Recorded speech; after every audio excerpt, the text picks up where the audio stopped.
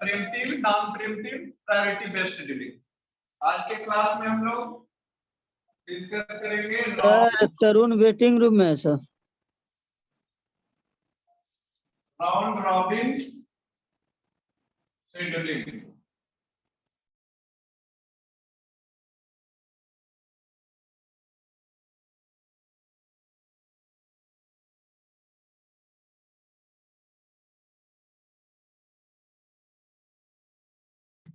Mute करो। Rohit, yes sir. Priority based scheduling का drawback क्या था? सर ये ड्रॉबैक था सर कि यदि सर लो प्रायोरिटी के आते तो सबको स्टॉप करके रखते हैं। प्रायोरिटी बेस्ड शेड्यूलिंग में एक प्रॉब्लम आ रहा था। म्यूट क्या प्रायोरिटी बेस्ड स्टारवेशन का स्टारवेशन, एक पॉइंट लिख लीजिए, नोट डाउन कर लीजिए। स्टारवेशन प्रॉब्लम अकर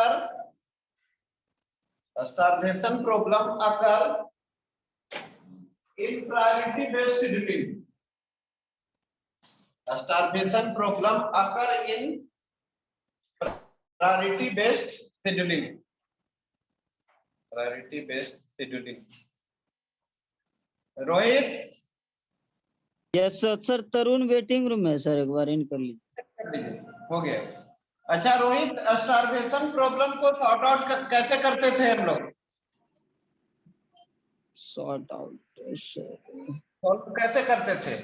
जैसे एक एफसीएफएस में था कॉन्वो इफेक्ट। एफसीएफएस में होता था ना जी yes sir, convoy effect. Yes sir. तो कॉन्वो इफेक्ट के लिए आया एसजेएफ, शॉर्टेज जॉब फर्स्ट। इसमें सर स्टारवेशन प्रॉब्लम को सॉर्ट आउट करने के लिए कौन सा टेक्निक यूज करते हैं हम लोग? इसमें सर वो सर नॉन प्रिम्पशन न preemption sir, ageing technique.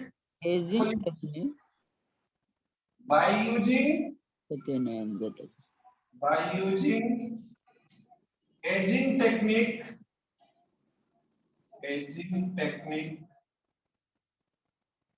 we can sort out the problem of starvation. Starvation means क्या होता है? Lack of resources. इसका हिंदी मीनिंग होता है भूखमरी। क्या होता है? भूखमरी।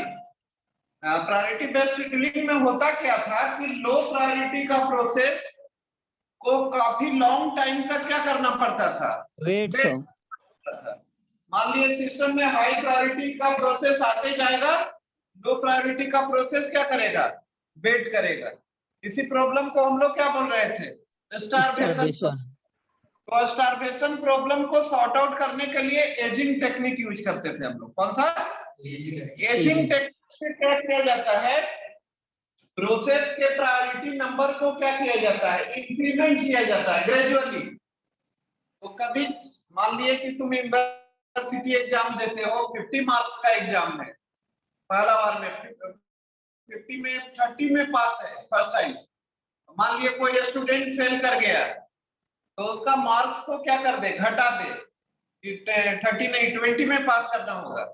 फिर दूसरे अटेम्प्ट में भी फेल कर गया, फिर 10 से क्या किया जाएगा?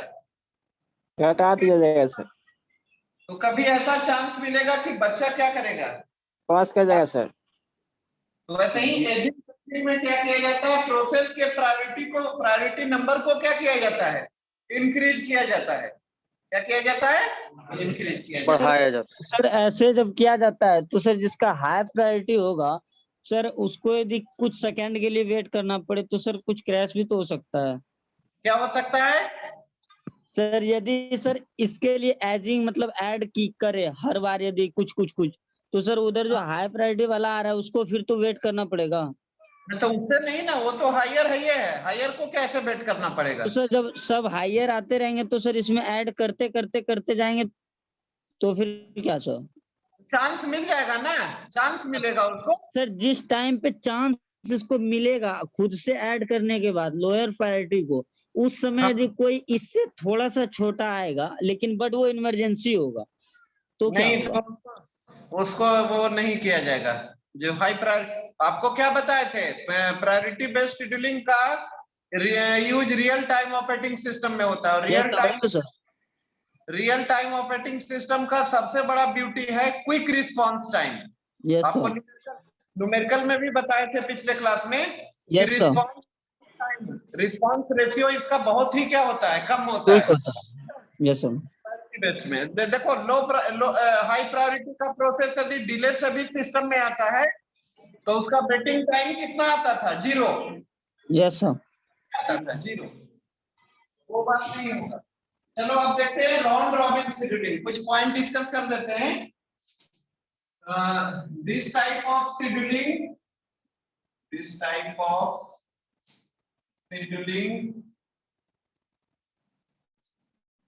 is mainly used in, clear है ना, क्लियर दिख रहा है ना बोर्ड पे जो लिख रहे हैं हम? सर लगभग सर क्लियर दिख रहा है। ठीक है, good. This type of scheduling is mainly used in time sharing operating system. इसमें यूज होता है टाइम शेयरिंग ऑपरेटिंग सिस्टम में होता है आपका। अच्छा Rohit yes sir, Verma, yes sir. FCFS scheduling का यूज किस ऑपरेटिंग सिस्टम में होता है? एफसी रोहित आप बताइए। सर वो बैच ऑपरेटिंग सिस्टम। सर वेयर में सर। राज वर्मा बताया बैच ऑपरेटिंग सिस्टम। एफसीएफएस का यूज होता है बैच ऑपरेटिंग सिस्टम में। This type of scheduling is mainly used in time sharing operating system. Scheduling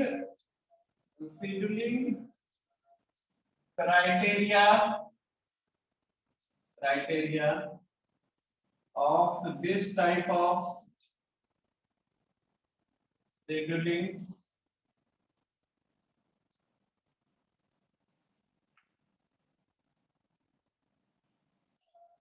criteria of this type of scheduling is, देखो यहाँ पे, चलो क्या नाम आपका?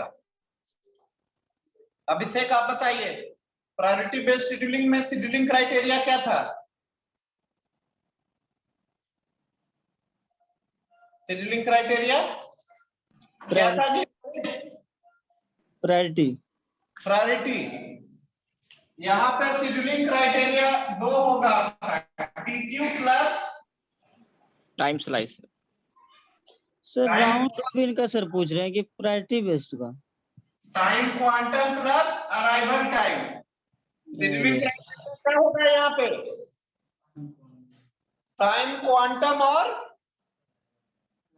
Arrival time. Time quantum and arrival time होगा शेड्यूलिंग क्राइटेरिया आपका राउंड रॉबिन में। लिख लीजिए, पॉइंट लिख लीजिए आप लोग।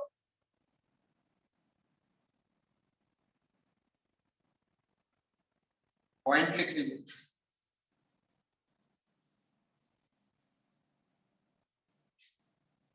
शेड्यूलिंग क्राइटेरिया क्या होगा राउंड रॉबिन का? Time quantum and arrival time, TQ plus 80 arrival time. मिटाते हैं, लिख लिए आप लोग? Yes sir. हाँ मिटा रहे हैं। अब इसको समझते हैं न्यूमेरिकल प्रॉब्लम से हम लोग, और न्यूमेरिकल क्वेश्चन आएगा एग्जाम में आप लोग का, आता है यूनिवर्सिटी एग्जाम में भी।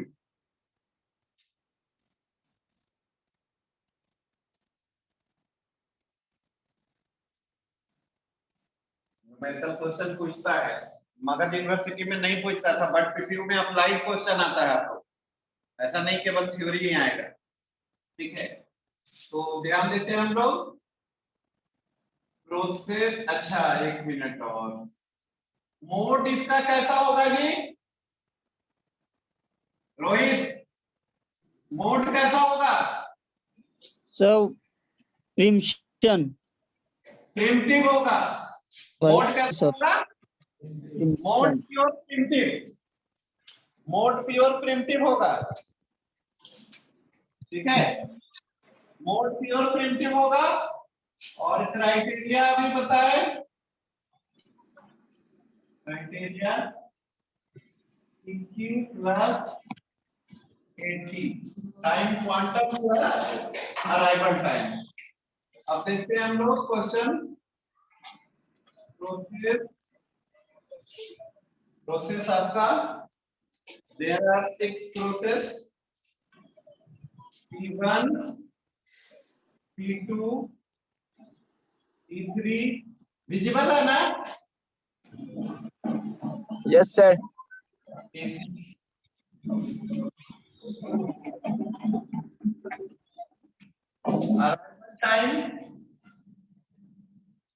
Arrival time of P1 is 0,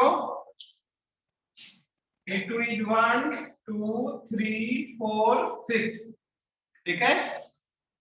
PT burst time is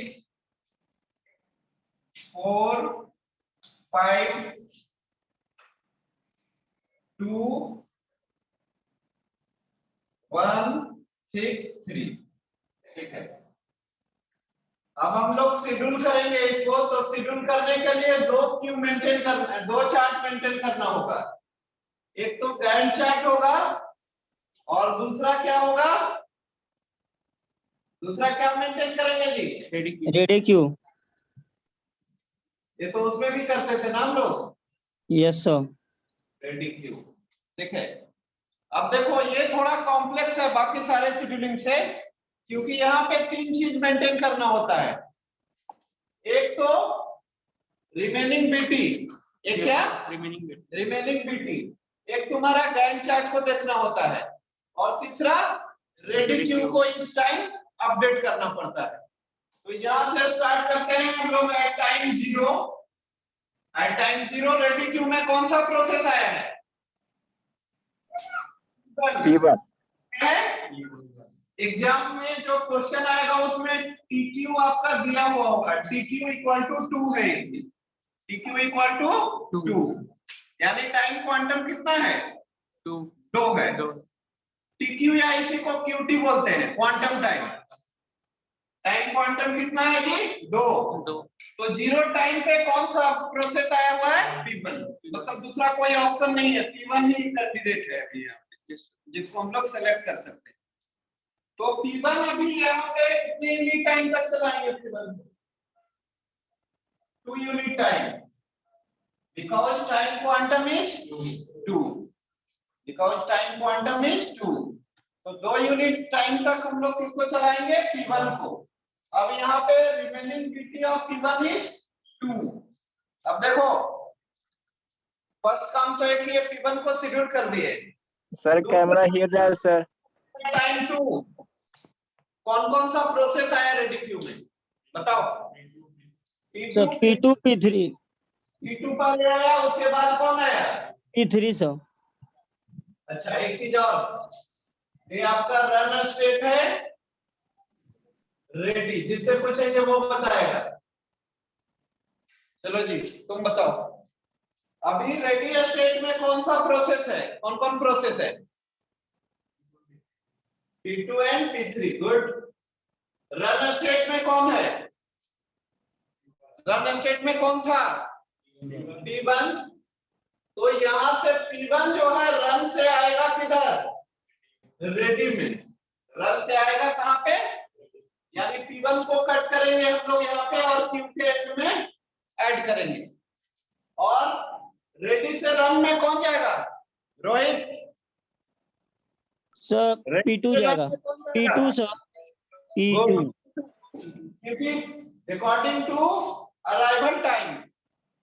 यहाँ पे देखो ना रेडी क्यू P2 है, P2 आ गया। इसको समझिएगा ध्यान से, ये मेंटेन करना बहुत जरूरी है, नहीं तो मिस्टेक हो जाएगा, ठीक है?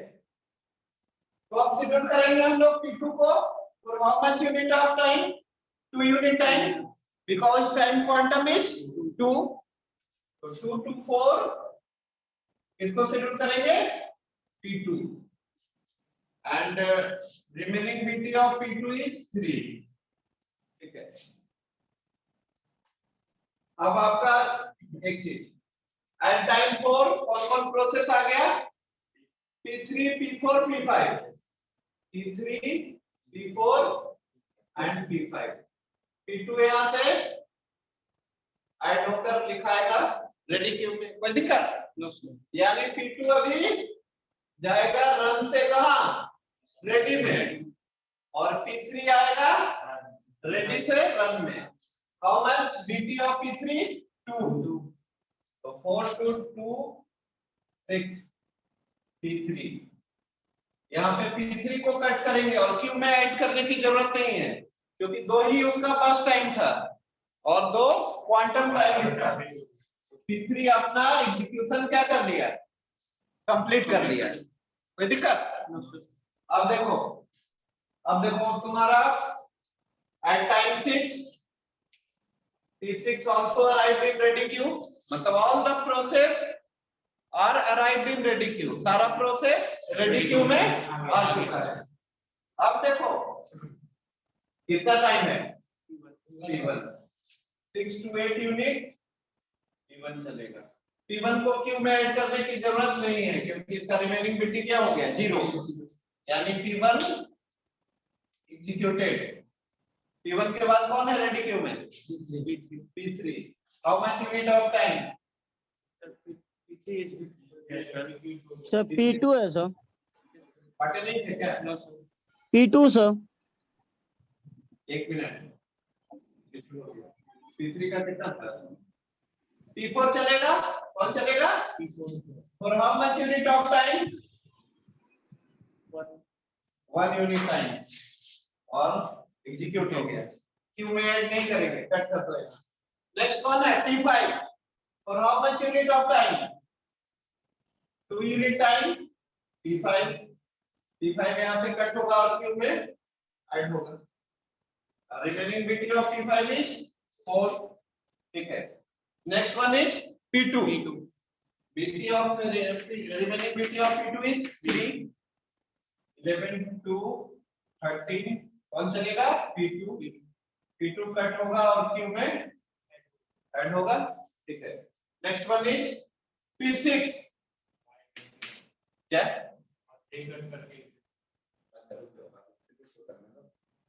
13 to 15 P6 and remaining BT of P6 is 1. Remaining BT of P6 is 1. अब आपका P6 ऐड होगा क्यू में। P5 how much BT? 4, 15 to 17 P5. Remaining BT of P5 is 2. P5 add होगा रेडी क्यू में। P2, next chance is P2, एक बार और हो गया था, एक ही बच रहा है। 17 to 18, कौन चलेगा? P2 completed its execution। अब दो प्रोसेस है P6 एंड P5। अभी P6 कितने यूनिट टाइम के लिए शेड्यूल करेंगे? 1 और 1 यूनिट ऑफ टाइम। 18 to 19 कौन शेड्यूल होगा? P6 को क्यू में ऐड करने की जरूरत नहीं है। अब आपका P5 का BT कितना है? 2, 21 P5। सारा प्रोसेस शेड्यूल हो चुका है। कंप्लीशन टाइम, यहाँ पे एक बात को ध्यान देंगे आप लोग, जैसे बाकी सारे शेड्यूलिंग में कंप्लीशन टाइम को निकालने के लिए हम लोग राइट साइड पे लेफ्ट साइड में देखते थे, लेफ्ट साइड में देखते थे ना। यहाँ पे क्या देखेंगे? राइट हैंड साइड से। कहां से? Completion time of P1 is 8, कितना? 8। Completion time of P2 is 18। Completion time of P3 is 6। Completion time of P4 is 9। Completion time of P5 is 21। Completion time of P6 is 19। अब निकालेंगे हम लोग turn around time. Turn around time का formula क्या होता है आप बताइए? टर्न अराउंड टाइम कैसे निकालेंगे?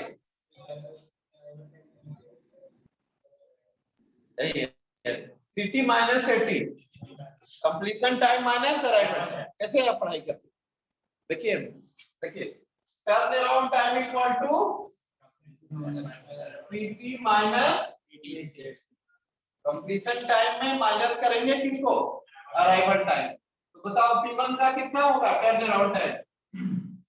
Completion time of P1 is 8 and arrival time is 0. 8 minus 0 8. Completion time of C2 is 18. Arrival time is 1. 18 minus 1 17.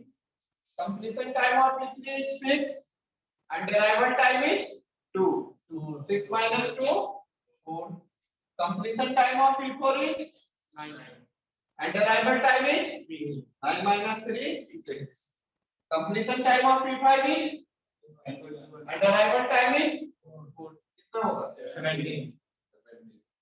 Completion time of P6 is 19 and arrival time is 13. चलिए अब निकाल लेते हैं WT waiting time. Waiting time का आप बताइए क्या formula होता है? Turn around time minus burst time. देखो लिख देते हैं, याद रखोगे जी ये सब। WT equal to turn around time minus burst time. WT equal to turn around time minus burst time. तो waiting time turn around time कितना है P1 का? 8। बर्स्ट टाइम कितना है? 4 है। 0 नहीं लोगे, वो 0 है रिमेनिंग बेटिंग। ओरिजिनल बेटिंग क्या है? 4। 8 minus 4 कितना होगा? 4। First time of P2 is and arrival time sorry turn around time 17, first time 5, तो क्या हो जाएगा? 4 minus 2 6 minus 1 17 minus 6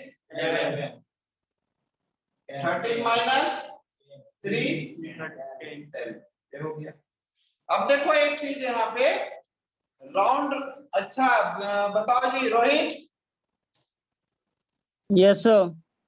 round robin scheduling में यदि टाइम क्वांटम बढ़ा देंगे उससे क्या फायदा होगा? टाइम क्वांटम बढ़ाने से सर वेटिंग टाइम कम होगा। वेटिंग टाइम कम होगा। Yes sir. टाइम क्वांटम जब बढ़ाएंगे हम लोग तो कॉन्टेक्स्ट स्विच क्या होगा? घटेगा। देखो कॉन्टेक्ट कहाँ पे हुआ? यस यस हुआ ना? Yes sir. P1 का कितना बार हुआ? CS कितना बार चला? 1 2 ठीक है। अभी देखो सबका तो P1 का कितना आया? 2। P2 का 3। अभी जब हम इसी को बनाते हैं टाइम क्वांटम बढ़ाकर, इसको आप लोग कॉपी कर रहे हैं क्या? लिख रहे हो क्या आप लोग? Yes sir. हाँ लिख लो, तो फिर मिटाएंगे इसको तब बताते हैं। टाइम क्वांटम बढ़ाएंगे तो कॉन्टेक्स्ट स्विच क्या होगा? घटेगा।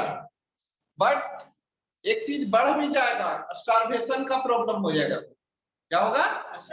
मतलब कि बाकी प्रोसेस को ज्यादा टाइम तक क्या होगा? वेट करना पड़ेगा। उल्टा बोले तुम रोहित, वेटिंग टाइम और बढ़ जाएगा।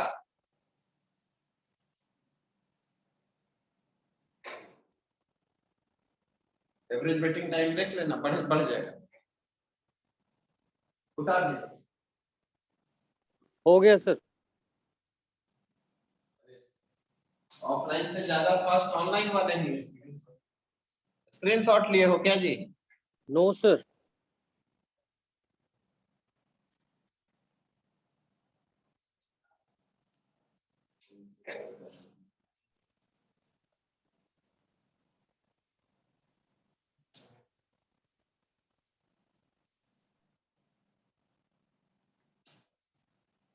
उतारना जी।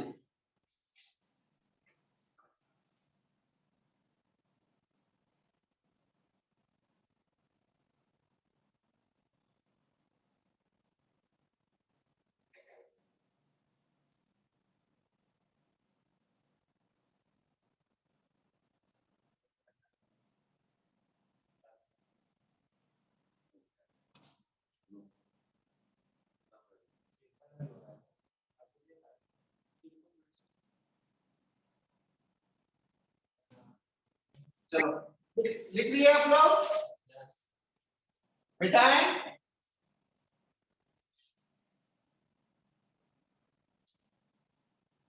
सब रहने देते हैं।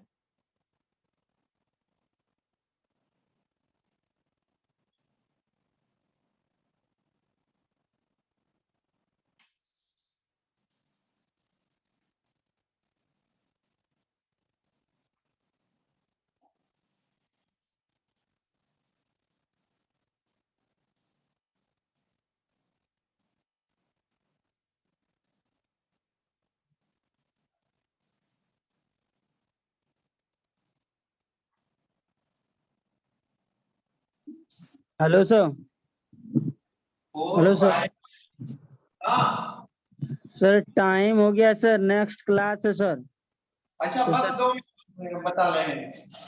नेक्स्ट वो सर बोल रहे थे कि टाइम पे ज्वाइन करने के लिए इसलिए।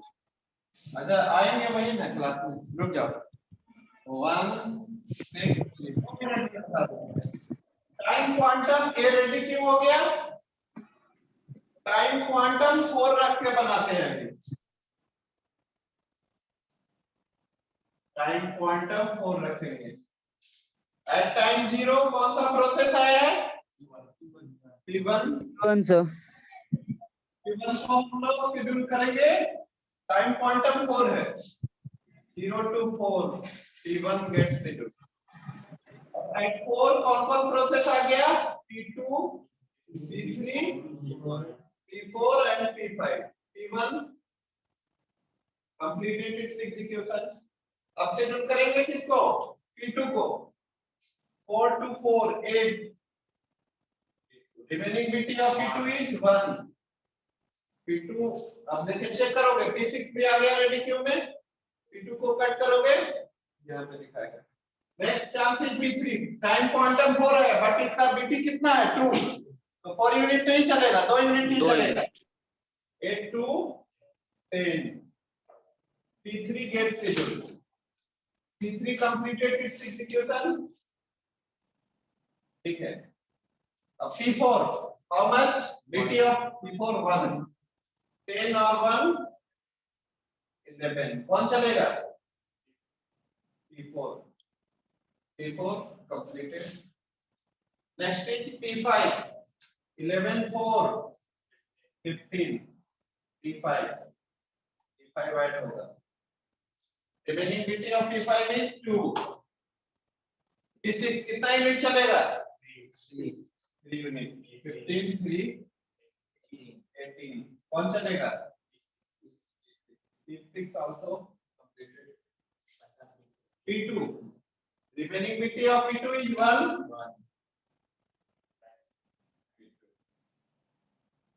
Next process is P5। How much? 21 P5। सारा प्रोसेस कंप्लीट हो गया। कॉन्टेक्स्ट स्विच बताओ इसमें। P1 के केस में कितना हो रहा है? 1 सर। और पिछले बार में कितना था? 2 सर। जब टाइम क्वांटम हम लोग बढ़ाएंगे तो कॉन्टेक्स्ट स्विच क्या होगा? घटेगा। एक पॉइंट लिख लो। If time quantum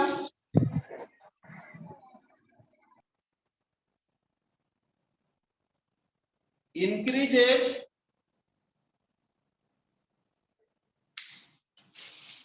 a starvation, if time quantum increases a starvation occur,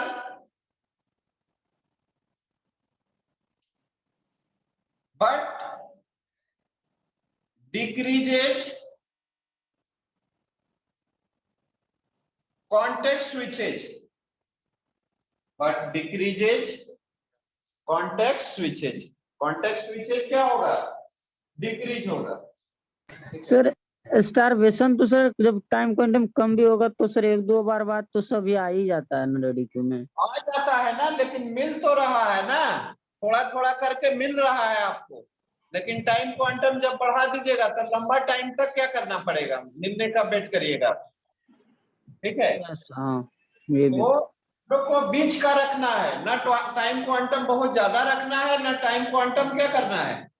बहुत कम रखना। टाइम क्वांटम को डिक्रीज कर दीजिएगा तो कॉन्टेक्स्ट स्विच क्या हो जाएगा, इंक्रीज कर दीजिएगा, और टाइम क्वांटम बहुत बढ़ा दीजिएगा तो स्टार्वेशन का प्रॉब्लम होगा।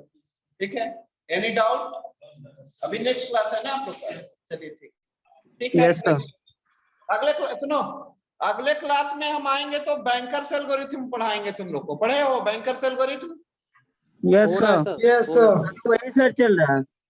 वही चल रहा है सर। डेडलॉक में पढ़े हो ना? यस सर, वही चल रहा है बैंकर्स एल्गोरिथम। ठीक सर है, आप बैच फाइल के बारे में बता दीजिए। बैच फाइल, अच्छा ठीक है, बैच फाइल बता।